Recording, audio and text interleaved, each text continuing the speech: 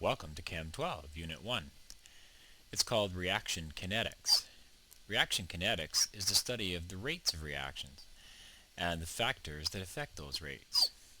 Let's have a look at one of those factors with a little experiment with magnesium in hydrochloric acid.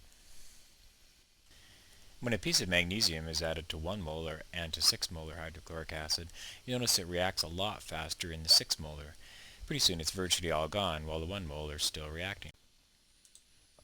It's important to know that when we start a chemical reaction, we start off with just the reactants. As time goes on, the reactants start forming products. As the reaction proceeds, the amount of reactants goes down and the amount of products goes up, until at the end you have only products and no reactants left.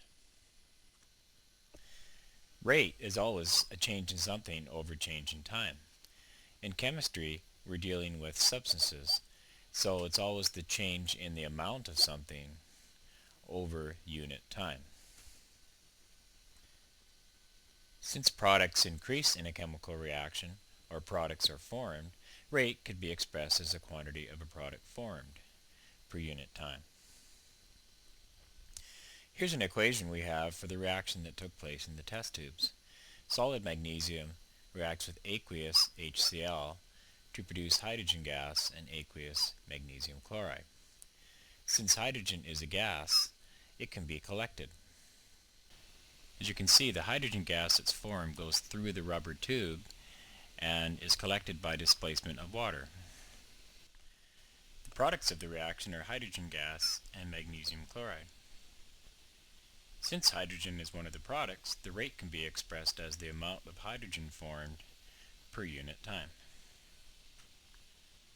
As well as looking at products, reaction rate can also be determined by the amount of reactant consumed per unit time. The reactants are the magnesium solid and the aqueous hydrochloric acid.